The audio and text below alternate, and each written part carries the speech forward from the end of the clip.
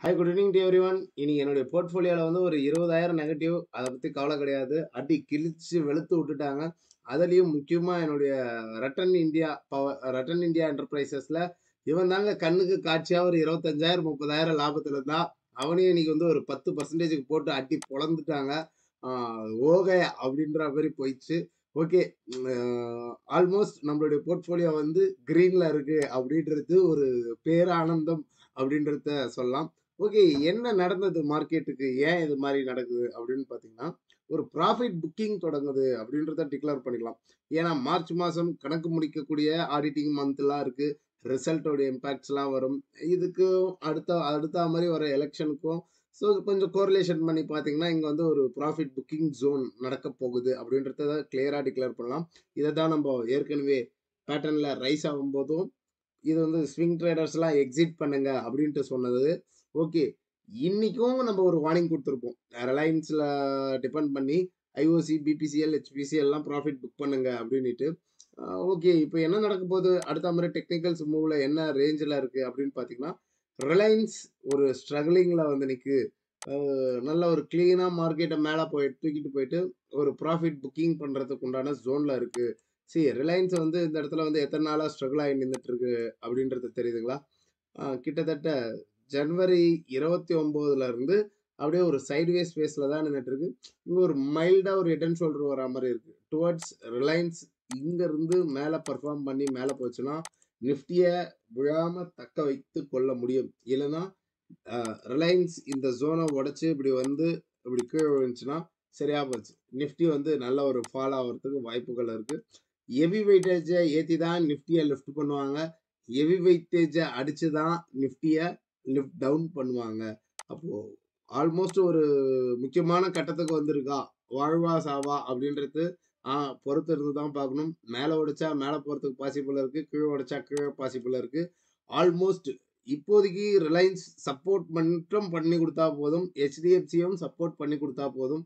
மார்க்கெட்ட மேல தூக்கின்னு போறதுக்கு பாசிபிள் இருக்கு. ஏன் எதனாலன்னா, bank Nifty over sold and then HDFCயும் over sold. Banking sector, private banking sector, அதாவது PSU பேங்கிங் செக்டார்ல பிரைவேட் பேங்கிங் செக்டார் ஆல்மோஸ்ட் எல்லாமே அண்டர் பெர்ஃபார்ம்ல இருக்கு.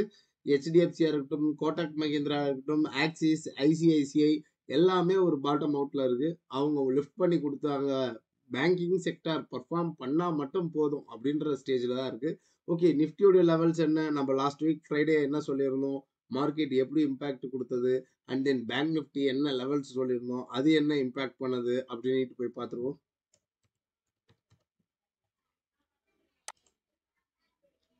ஓகே.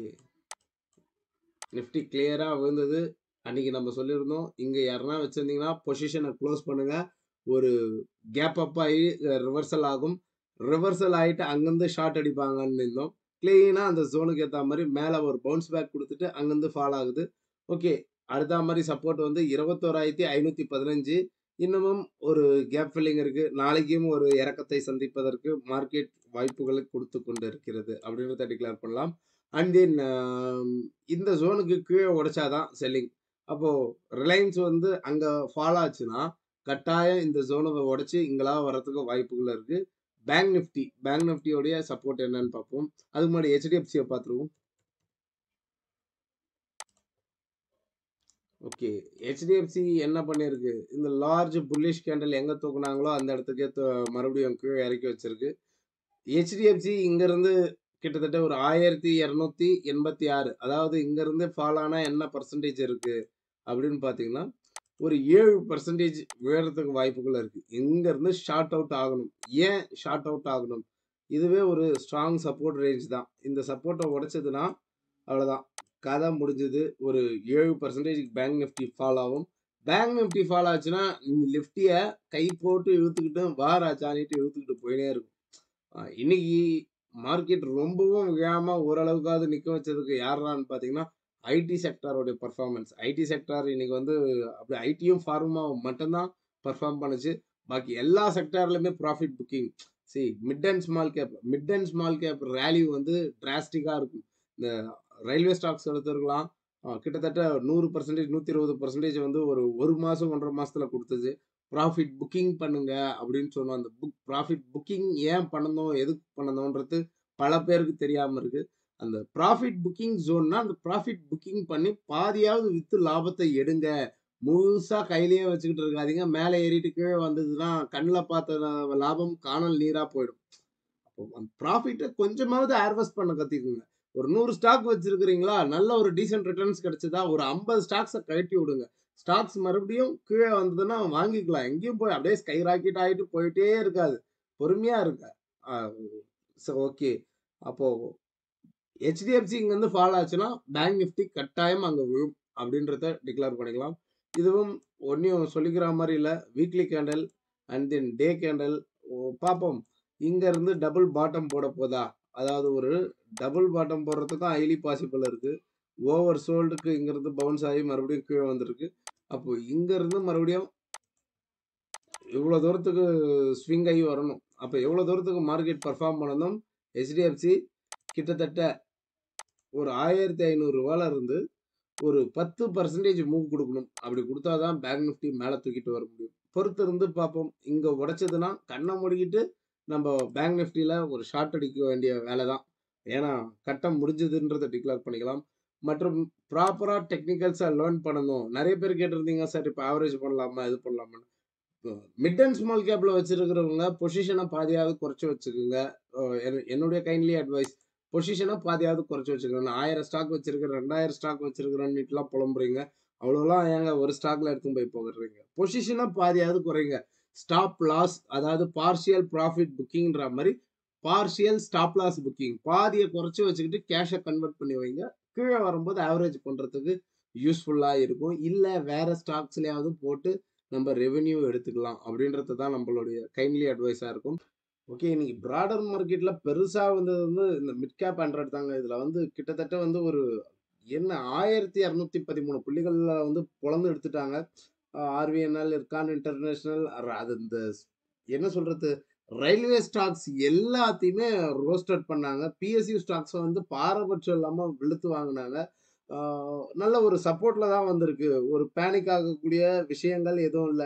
இந்த ஜோன உடைத்தால் தான். அதாவது இந்த இடத்துல வந்து ஸ்ட்ராங்கா அப்படி மார்க்கெட் இப்படி மேல ஏத்திட்டு பண்ணுவாங்க. ஒரு ப்ராஃபிட் புக்கிங் பண்ணிட்டு மறுபடியும் மேல ஏத்துறாங்களா? கீழ இறக்க போறாங்களான்ட்டு பொறுத்து இருந்து தான் பார்க்கணும். எத்தன பேர் இங்க இந்த பேனிக் செல்லிங்ல வித்தாங்கன்றது தெரியாது. மறுபடியும் என்னாச்சு? மார்க்கெட் ஸ்கை ராக்கெட் ஆச்சு. விழுந்தா எங்க வந்து வாங்கணும்? அப்போ இன்ஸ்டிடியூஷன்ஸ் என்ன பண்ணுதோ, அந்த வேலையும் நம்மளும் பண்ணணும். அப்ப இன்ஸ்டிடியூஷன்ஸ் இங்க இருந்து மேல தூக்கிட்டு போனாங்கன்னா, அவங்க ப்ராஃபிட் புக் பண்றாங்களோ, அவங்கள கூடவே சேர்ந்து புக் பண்ணுங்க. 100 ஸ்டாக் வச்சிருக்கிறீங்கன்னா, 50 ஸ்டாக்க கழட்டி விடுங்க. நீங்க கீழ ஒரு ரூ. 50க்கு வாங்குன ஸ்டாக்கு, மேல ஒரு ரூ. 100க்கு வந்ததுன்னா, உங்க கேப்பிட்டலாவது எடுங்க. அப்பப்ப அந்த பார்ஷியல் ப்ராஃபிட் புக்கிங் பண்றத பழகிக் கொள்ளுங்கள் நண்பர்களே. ஸ்டாப் லாஸும் அக்செப்ட் பண்ண மாட்டீங்க. ப்ராஃபிட்டும் கட் பண்ண மாட்டீங்க. அப்ப என்னதான் பண்ணுவீங்கன்றது தெரியல. அப்ப என்ன ஆகும்? ஒரு சில ஸ்டாக் பார்த்தீங்கன்னா, அப்படியே ரேஞ்ச்லயே சுத்திக்கிட்டு இருக்கும். இங்க தான் வாங்கியிருப்பீங்க. இங்க வித்திருக்கலாம், இங்க வாங்கியிருக்கலாம், இங்க வித்திருக்கலாம், இங்க வாங்கியிருக்கலாம். அந்த இடத்த திறன்பட கண்டுபிடிச்சு செஞ்சீங்கன்னாவே, உங்களுக்கு இங்க வந்து ரெவென்யூ சைட்வேஸ் மார்க்கெட்லயும் சம்பாதிக்கக்கூடிய வாய்ப்புகள் அதிகமாகும். So nothing to worry. Be patient அப்படின்றது தான் நம்ம சொல்லுவோம். ஒவ்வொரு இறக்கத்திலயும் வாங்குங்கள். நாங்க எந்த ஸ்டாக்கையும் எக்ஸிட் பண்ணல. நான் எந்த ஸ்டாக்கையும் எக்ஸிட் பண்ணல. என்னுடைய இன்வெஸ்டர்களுக்கு நாங்கலாம் ஒரு சில ஸ்டாக்ஸ் எல்லாம் ப்ராஃபிட் புக் பண்ணி குடுத்தோம். அண்ட் தென் பை ரெக்கமெண்டேஷன் தான் குடுக்குறோமே கண்டி. அதாவது சிப் மெத்தட்ல. சார் எங்களுக்கு சொல்லக்கூடாதா? அப்படின்னா, எங்கங்க சொன்னா போய் 500 ஸ்டாக், 1000 ஸ்டாக் வாங்கிட்டு என்கிட்ட வந்து அ கேட்டா நான் என்ன பண்றது? ஸோ பி பேஷன்ட் அப்படின்றது தான் சொல்லலாம். பிரைஸ் ஆக்ஷன ப்ராப்பரா லேர்ன் பண்ணணும் அப்படின்ட்டு விருப்பப்படக்கூடிய நண்பர்கள் அப்கமிங் செஷன்ல ஜாயின் பண்ணலாம்.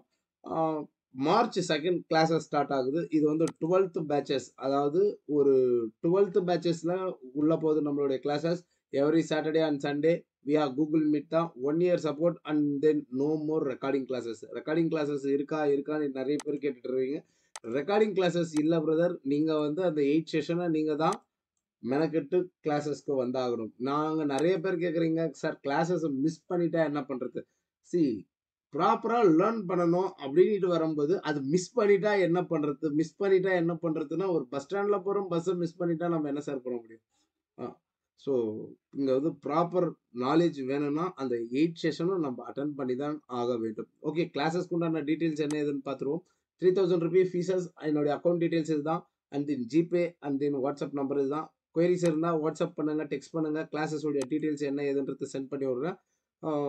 லேர்ன் அண்ட் தென் ஏர்ன் அப்படின்றத தான் நம்ம சொல்லுவோம். யாரையும் டிபெண்ட் பண்ணி இருக்காதீங்க. ப்ராப்பரா லேர்ன் பண்ணிட்டு பொறுமையா ஏர்ன் பண்ணுங்க.